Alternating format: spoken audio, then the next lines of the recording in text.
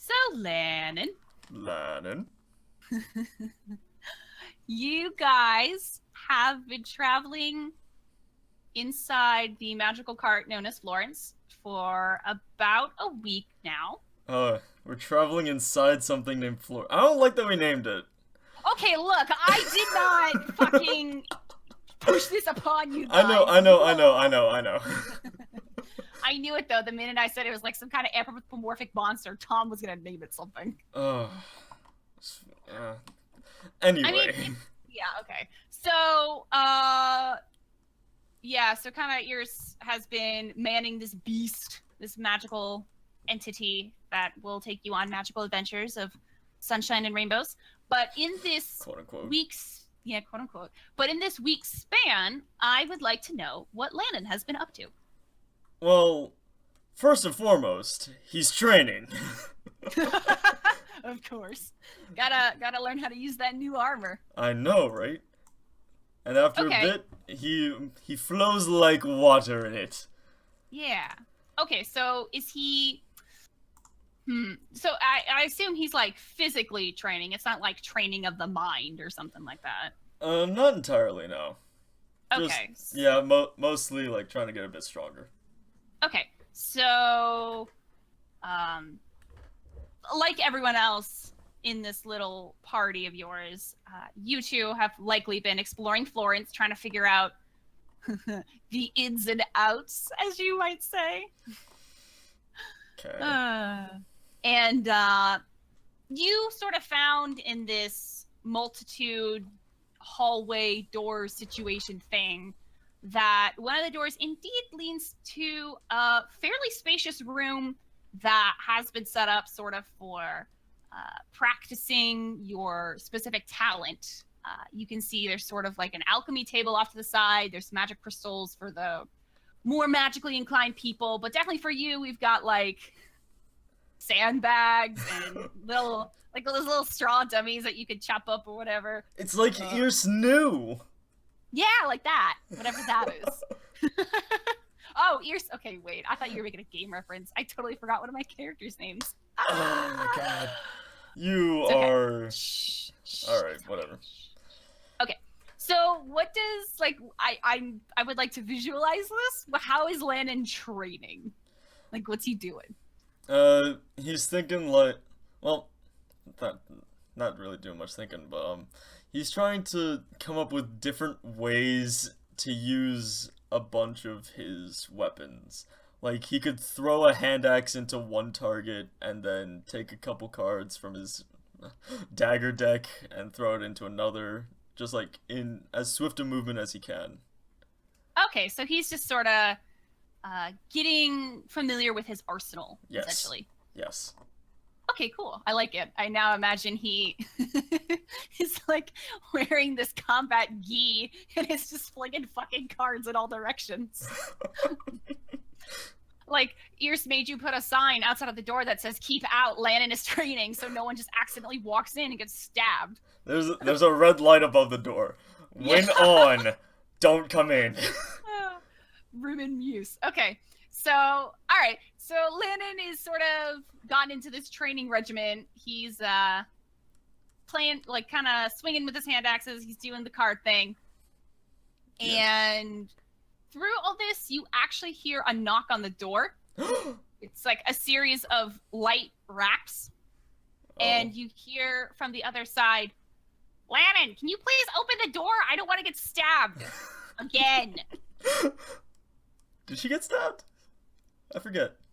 Well, she did now. In like a couple of days of training. That's why the light is up. She installed it. Makes sense. Alright, I go open the door and say, "Hey, what's up?" So Ears is standing couple feet below you, actually. God, you know, I'm starting to realize how tiny she really is in comparison to the rest of you. Because she only comes up like 3 feet, and you're like, what, 6? I'm 6'1", yeah. So it's more like she's looking up at you, and you're looking down at her. And she has this letter in her hand, and she actually looks to be in a bit of a disarrayed state. Like, her hair is more frazzled than usual, and she's got like a couple scrapes, and some of her sleeves got torn up, and she's like, maybe you could have warned me that your family has a fucking like war hawk to send mail. Great to know. Just getting lower on my shit list there, Lannon. Wait, I'm on your shit list? She just gives you a stare, like a terrible, dark, icy stare. Hold on. Before he takes the letter, he would like to give her a hug. Well, you can attempt that, but she is not going to be super thrilled, so... I figured, but like... Okay, Dexterity! Wait, actually? Yeah, for real. She does not want to get your hugs. Alright. Dexterity contest! I got a 9. Oops. I did it wrong, so hold on just a hot boodly bop of a second. Being an asshole. Come on now, buddy. Okay, she got 8. I win! So, you kind of like lean down for a hug, and she's like, no, don't you dare! And, like, how do you hug her? Do you just, like, sit there, like, bent over, and you just, like, pick her up, or what do you do? No, I sit there bent over. I know she doesn't like heights. Okay. Give her, like, a little pat on the back. And I take the letter and I say, thank you very much. I'm sorry about the hook. And I close the door. Okay. You kind of hear her spit some fire on the other end of the door, but after a couple seconds, she gives up and you hear her little feet pitter-patter away. Oh, God. Oh, God. Right, Okay. So I open this letter. What does it read? Okay. Well, for starters, you notice the letter has been sealed with the Smolderven seal. Like one of those waxing seals. Yeah. Yeah, like that. And you open it up, and it's got this... I mean, I'm not gonna lie, the handwriting is actually pretty atrocious. Is it my sister's? No. It looks like it was trying to be sweeping and grand, you know, how, like, stereotypical elves write? Okay. But it looks like they wrote with their non-dominant hand, so it's like a bunch of almost incoherent squiggles and swoops. Mom must have been busy. Yeah. But, I mean, at the bottom of the letter, you do see it signed with your mother's signature. I knew it. So, All right. I knew it. And the letter reads... Oh, God, wait. Do I have to read this in her voice? You can if you want to. I mean, I'm not gonna force you to. You're kind of God. Like yeah, but I feel like it's more immersive if I do. Do it. Alright, I took a drink of water. I think I can do it. Here we go. Hello, sweetheart. Finally had the time and energy to send you a letter. Apologies for fragmented sentences, hurting cats, and all of that. Managed to put fire out inside Ferocia Coliseum, cleaned up the grounds of... And the sentence sort of trails off for a bit, and it picks up again with... Your sisters are thrilled at the prospect of redecorating, and are especially thrilled to have Mr. Tosscobble's children to play with. Deciding... There's like, what, 40 plus now siblings they can hang? It's cool. Oh, it's cool. Christ. And then none of them are even human, and that's even better. Oh, God. So, alright. After Lannon has a fun laugh about that, the letter continues to read with, deciding what to do about Fletcher's Guild as they're still roaming outside the Ashen Grove, and that, again, it trails off, but it does pick up with that treaty of yours promising their people freed from our stockade. Speaking with Travis about it now, but I value your input. Falling asleep. Love you, sweetie. And again, the sort of incoherent scribble that is your mother's signature. Alright. She's talking with my brother. That's not good. They're actually communicating. Nothing with Travis so far, up until this point, has been a good. Okay? No, it hasn't. He's like that horrible older brother. He's literally the horrible older brother. Yeah, like quite literally. Jeez. So, how's Lannon gonna deal with this letter from his mama?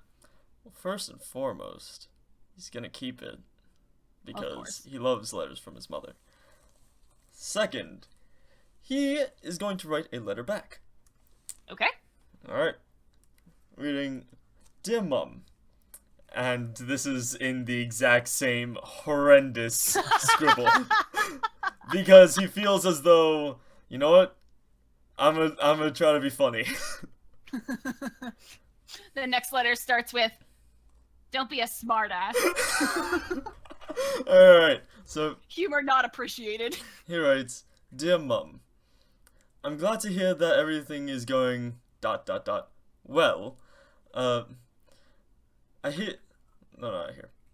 I hope that... He scratches that part out. I hope that Luciana and Caroline are doing well, quote-unquote, redecorating.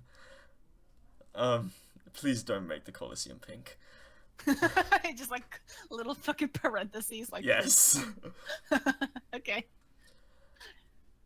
Continue with your wordsmithing. Speaking of my sisters, if you could please ask them to get as many flowers as possible and leave them by the old orphanage, I would greatly appreciate it. Also, as for the Fletcher's Guild, they told me that they would be nice to us. He writes the emphasis. He does the 3 underlines. Yes. Absolutely. Okay. And I don't know if they were purposefully lying or something happened with them or what. But I swear I will handle them in whatever way will help fix the kingdom. And he like trails off, his mind wanders, and suddenly there's fire in his eye, like his right eye, like his father's eye. Okay, yeah. And then he snaps back to the present. And he's just like, I'll write again soon, love, Lannon. P.S. Don't let Travis run the kingdom. And he pours some wax, stamps it, and I guess goes to meet the delivery hawk? Yeah. No, you're kind of like locked it in a closet. So... That's not how you... Ugh. Okay. So you like free this poor bird and it's about to go apeshit on your face, but you know, then he sees it's you and he's cool. Alright, cool. Good to know. So is there like a place I can let him out with the letter? Oh yeah, like there's plenty of windows scattered all throughout Florida, so you could just kind of like flip one up and push the bird out. Cool. Oh, real quick though, what does this like carrier war hawk thing look like? I'm curious. Well, going with the theme of how the kingdom was, it's red and orange, like fire. Ooh, of course. Yes. So it's basically what you're telling me is your father managed to train a fucking phoenix. Yes. And it's like it's under oath to you. Absolutely. Are you kidding me? Oh my god. Okay, well now it's I hear their tears will help wounds. Here's basilisk wounds. Okay, fine. All right. So fucking your family owns a phoenix. That's great. You tie it to the phoenix hawk. Oh, I love this. All right, continue. Okay, so you tie it to the phoenix hawk and just kind of send it on its way through the window. Yeah. Okay. And it lets off a musical thrill, and it flies off in the opposite direction of where you guys are going, back to Smolderbrand Castle. Understandably. Okay. Well, that was cute. But I have the sneaky suspicion you still have more you'd like to do. Oh, yes, I do. I want to make a poison. What? It's a special poison Okay. that lights I feel people's like- blood on fire. No. Why not? No, okay. Now hang on. How Hang the on. heck are you an alchemist? No, but I feel as though hanging around my mother a lot, I would have picked up a few things about mixing chemicals. Okay. Okay, what is the actual name of the poison itself? Like, what is it in 5e terms? I heard it was called Shiva Fire. Shiva Fire. All right. Yes. Okay, so Jesus Christ. All right, here's what we're gonna do.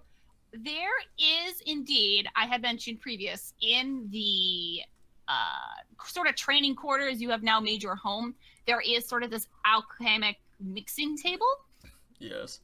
Here's the thing. Here's the I'm thing. pretty damn sure Lannon does not have anything like a proficiency or anything in alchemy itself or in poison making. Yeah, probably not. So I'll let you like kind of roll with this turkey boat. Turkey boat. Yeah. Alright.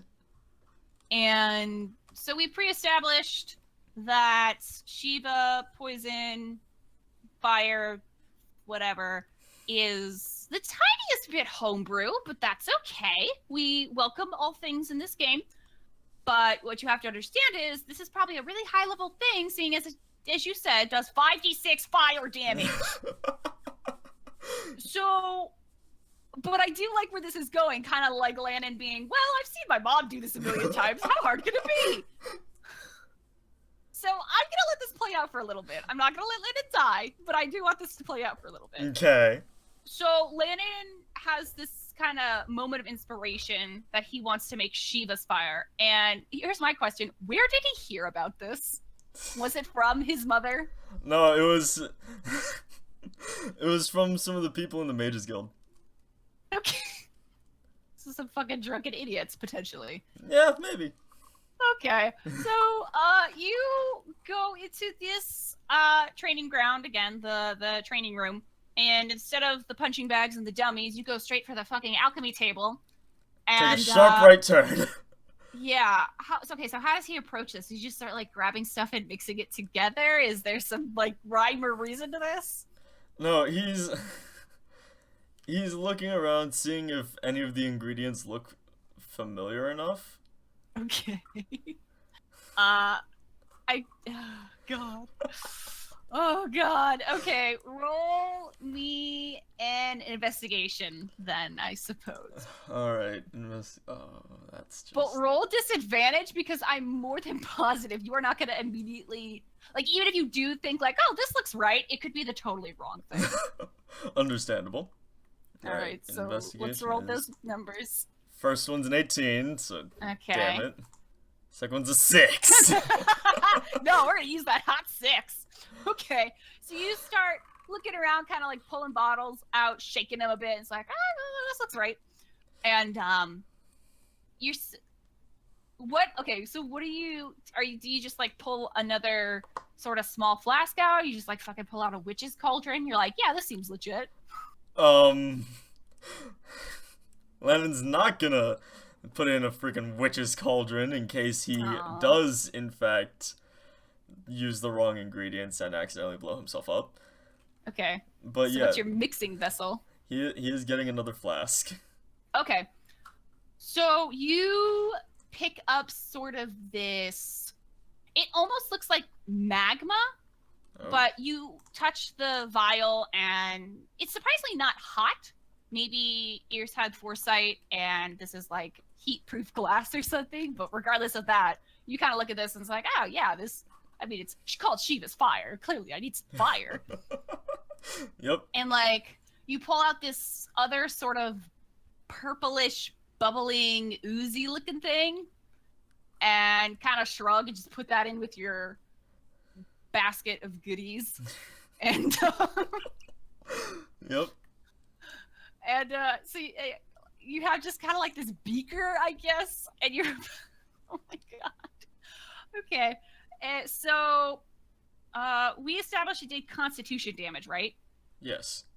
Okay, so I guess roll me a Constitution fucking save again with disadvantage. A save? Oh no. Yeah. All right. That's a 10. I have a feeling it Next can't get one much is- better than that. Oh, it was No. another 10. Because it's 10 again. Okay, so you go to pour these two vials in together, and the door kind of creaks open again, and Ears walks in, and she's like, Lannon's not in here today. Maybe I can finally get some stuff done over by my, oh my god, why are you in my alchemy table? She immediately, like, fucking breakneck speed, runs over and snatches the two vials out of your hands, like, what the hell do you think you're doing? I need a minute.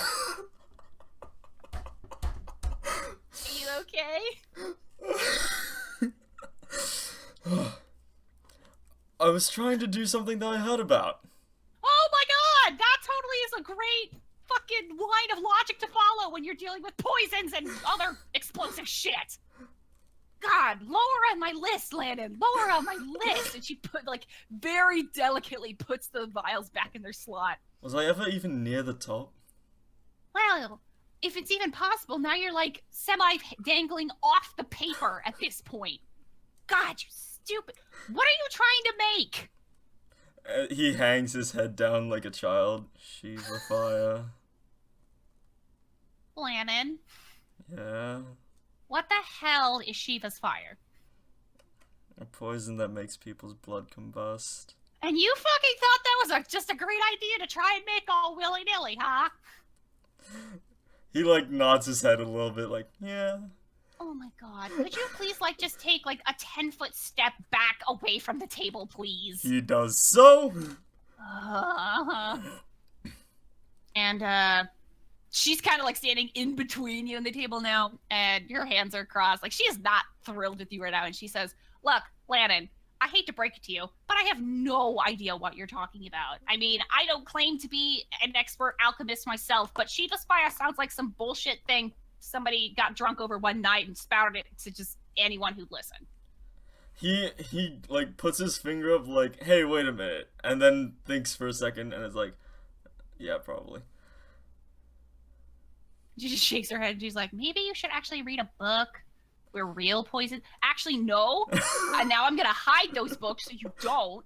God. Jesus. And she's quiet for a minute and she's like, why did you want to make that anyway?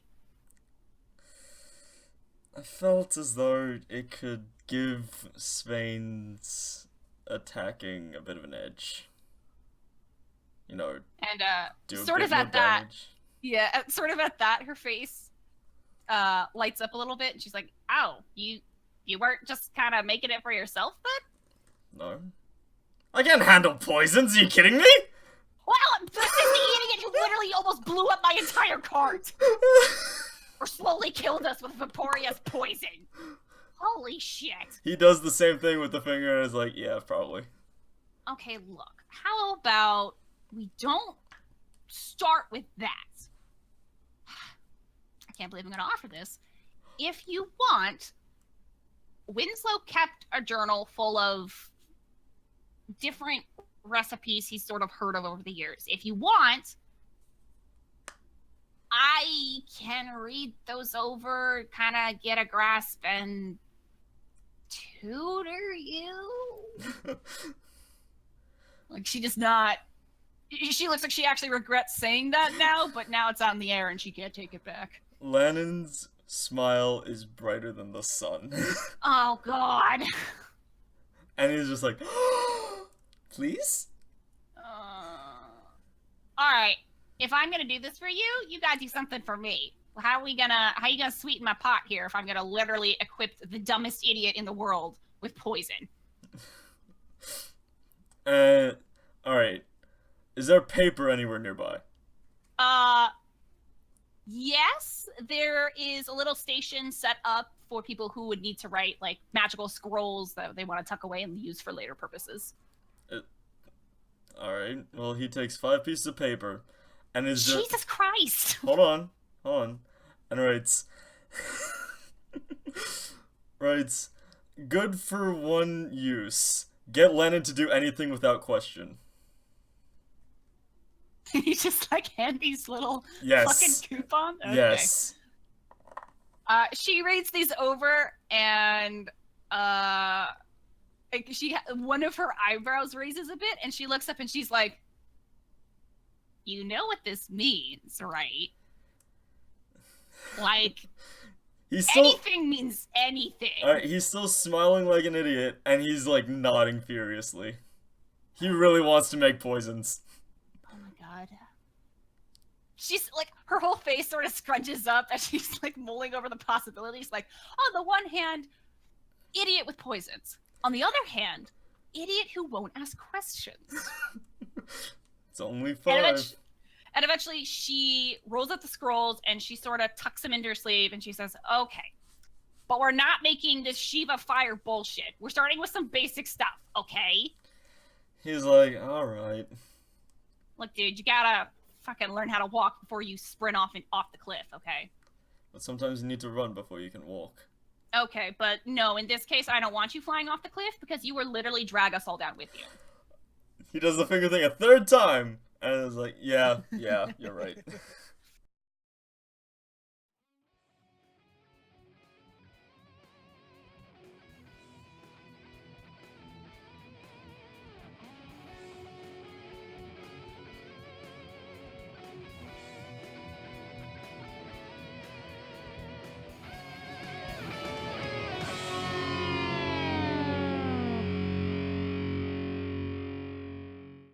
Okay, so Lobe. Is someone talking to Lobe? Yep, no, but this is me. Okay. This is omnipresent person saying hello again. So you and your small, interesting party of 4 have been riding in this cart that some of you have taken to name Florence for about a week now. Smoldervan is well within your rear view mirror, and all of your other companions have sort of gone off and done their own thing. So I'm curious, within this week time span, what's Lobe been up to? Well, I think Lobe wants to go check out the kitchen. I'm not sure why I asked. Okay.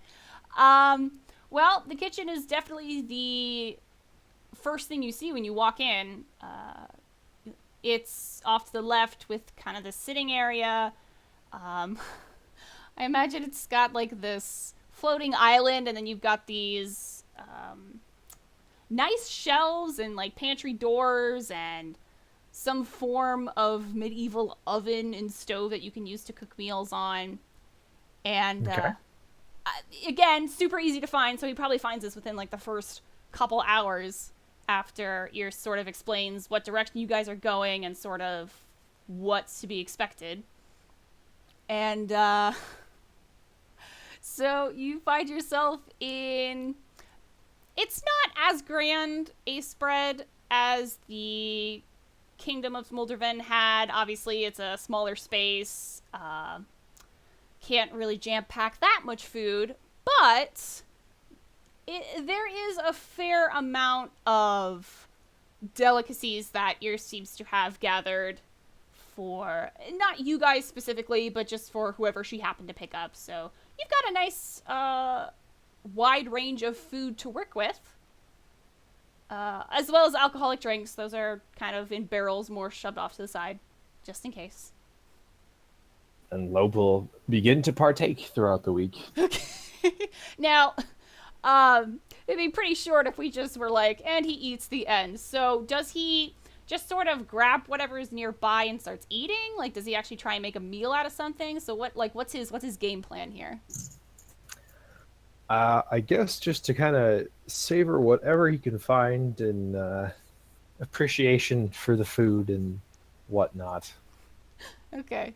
But it's not like he's trying to make some complicated meal with it. It's sort of more like he takes something off a shelf. It's like, oh, this is interesting, and eats it. Yep. Pretty much. Okay, for the whole week. All right.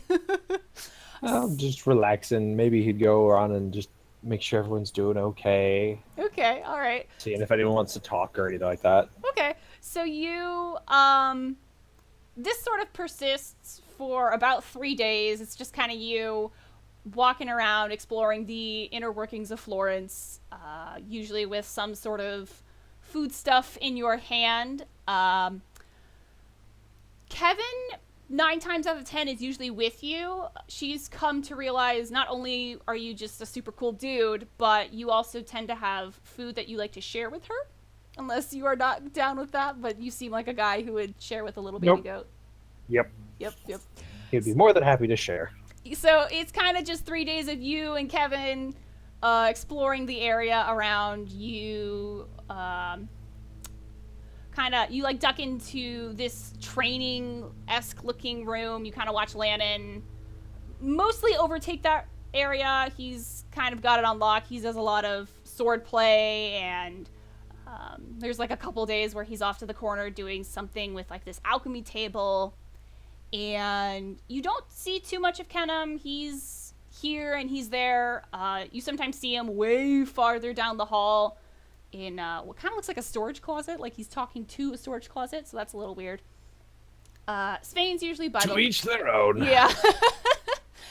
Svein's usually by the library, which is kind of with that sitting room. If like you have the sitting room, the kitchen's off to the right, you have the sitting room sort of off to the left to the back. And if Iris isn't up sort of driving, she'll be there with him. And it's on this 3rd day as you're eating. Oh, what's Lobe snacking on today, you think? Dried fruits and nuts, maybe cheese. Okay, so kind of like a medieval trail mix. Kinda. All right. Yeah.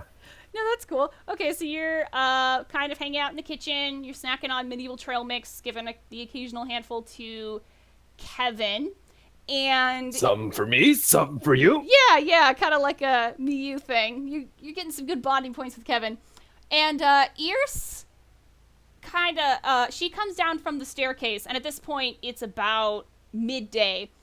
And she comes down from the staircase, and she is headed towards the kitchen where you are, and you sort of hear under her breath, she's muttering to herself. She's like kind of making this list over in her head, like, okay, well, I could make this lunch, I guess, but I don't know if I have any more of that seasoning, so maybe. And she suddenly looks up and she sees you with this bag of trail mix, and she doesn't quite know how to react. It's like something just connected in her head. Like she realizes she's seen you with something in your hand for the like straight 3 days, and she says to you, Lobe, have you stopped eating since you've gotten on this cart? Yes. Usually when I sleep. Okay, can I? And she sort of tries to wiggle past you to check out the pantries, which likely at this point are rather barren. And to this she says, oh my god, Lobe! Yes. Okay. And she's very flabbergasted, like she almost can't believe you ate everything in a 3-day time span. It just wasn't just me. Kevin helped. Okay, well, Kevin's like maybe a quarter the size of me. I'm not exactly sure we could push it all out on the goat here. To which Kevin responds with a meh. And she looks at you and she says, Lobe, dude, like, I have to feed everybody on this. You understand that it's not like a magical pantry. The food's not just gonna regenerate when we run out, right? Of course not. That's what Shanti's job is for. She's a wonderful goddess.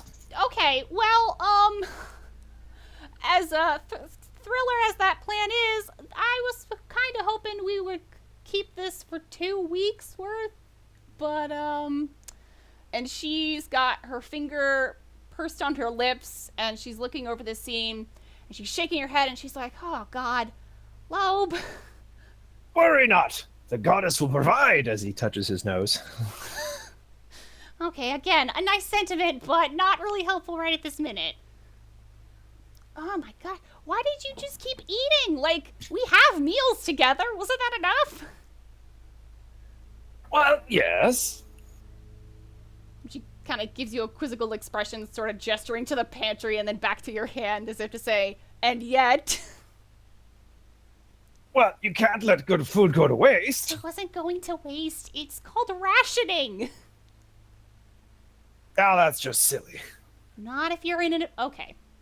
And she goes back upstairs for a couple minutes, and the entire cart suddenly comes to a screeching halt. Like, you should probably make some sort of dexterity save. It stops that fast. 13. Okay. You manage to sort of slap your hand on the countertop before you completely lurch forward. I don't think Kevin is going to fare super well. I mean, she's tinier than you, so maybe she's got a little bit better dexterity. Yeah, 11. Okay, so she manages to sort of grab onto you as well with her little teeth. She grabs onto your banded pants. And as the cart comes to the shrieking halt, Ear sort of flies back down the stairs, and you see she has this messenger bag that you saw earlier when you first got her out of the prison. She dug it up from one of the corpses down in the kingdom, or in the castle.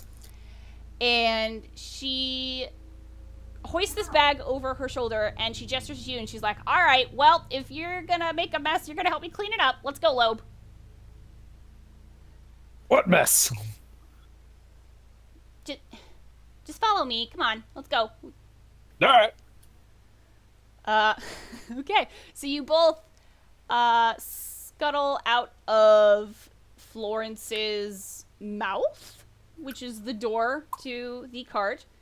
And as you exit, you turn around and you realize that the cart is actually small again. It looks like a normal, not very special gypsy cart. Like, for all intents and purposes, Florence seems to have evaporated. And Ears puts her bag down and she starts ruffling around inside, and she says, well, I guess it's a good thing that, I made this thing small when I did, because if we hadn't, we'd literally chase off everything within the 9-yard vicinity. Well, that's fun. Okay, so, Lobe, this is gonna be a weird question, but have you ever hunted before? No. Okay, how Why would about... I hunt? The goddess provides. Okay, how about, like, foraging for nuts and berries and roots and stuff? Well, sure. Okay, well, at least that's one part taken care of. And you see as she pulls out of this bag, it's almost impossible, and you have to sort of blink twice to see if this is really happening. She pulls out this longbow that doesn't look like it should fit in this bag. Though when I say longbow, it's probably longbow for a gnome standard, so... but still pretty small, given that the bag is also gnome standards. And she pulls out this bow, and she puts it around her waist. She says, okay, well, since you totally cleaned out our 2-week supply, we're gonna have to spend a couple days replenishing that. So... okay, can I trust you to stay within shouting distance while I go around and try and hunt for stuff? Can you, like, gather up some herbs and berries and not get into more trouble? Probably not, but I'll give it my best. Okay. Oh, wait. And she, gestures, she kind of pushes Kevin towards you. And she says, well, I guess since Kevin still has that stone of far speech around her head, we'll be able to communicate. So if you do get in trouble, just give me a holler, okay? Or, I guess, vice versa. If I get in trouble. Can do. Okay.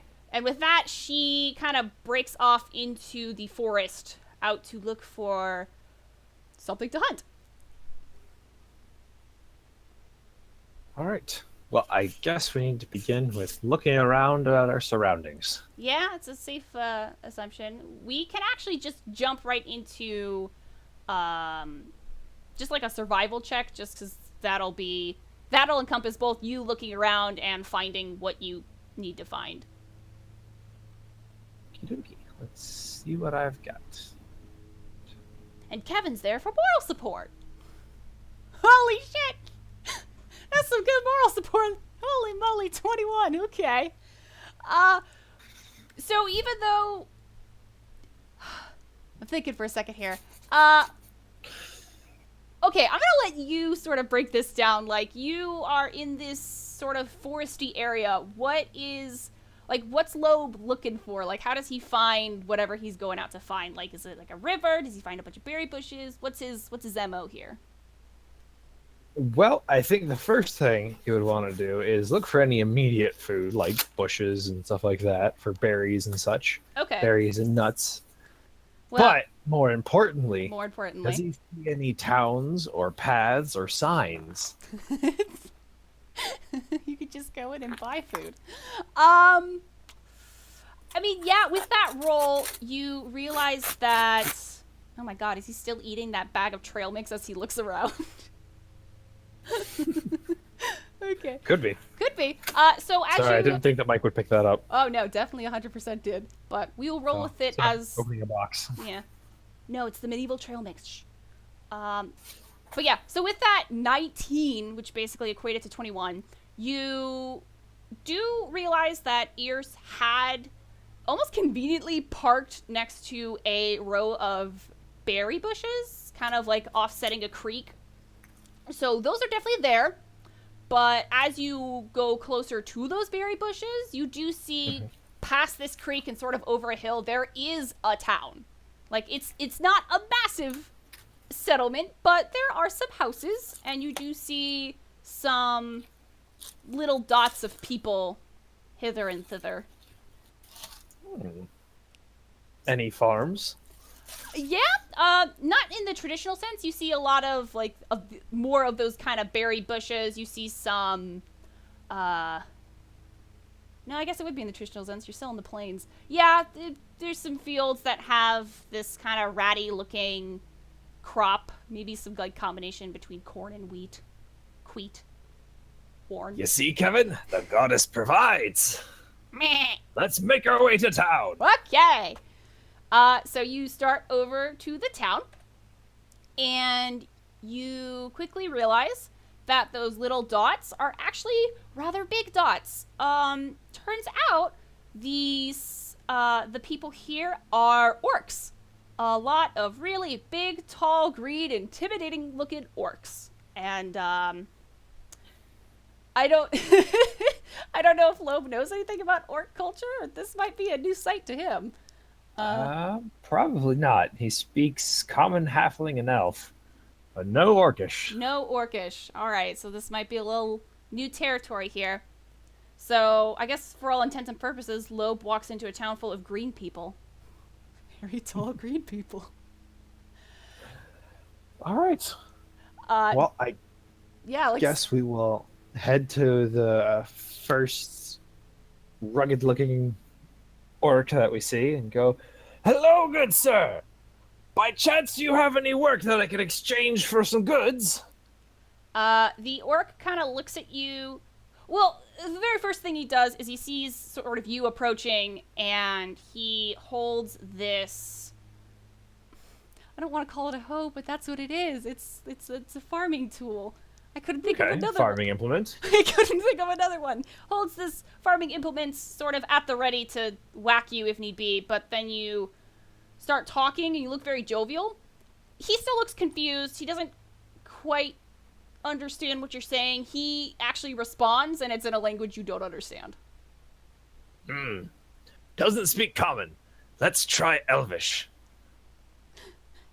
He still looks pretty confused, and again, he responds in the same language you don't understand. He actually sort of looks over at his house, where like another orc is, and he's waving her over, again, speaking in something you don't understand. It doesn't sound threatening, per se. This is very, very confused. Well, I'm sorry, we seem to have a language barrier. Let me try Halfling. So you start to... Do you say that in Halfling, like, let me try Halfling in Halfling? Sure. Okay. At that, he does kind of look to you, surprised, and he says, "Oh, hi, I think we're on the right page now. Where did you come from, strange man?" The forest over there. And, as you say that, this, female orc comes up. She's sort of dressed for working as well. She's got, like, mud splattered everywhere. Her hair's pulled back.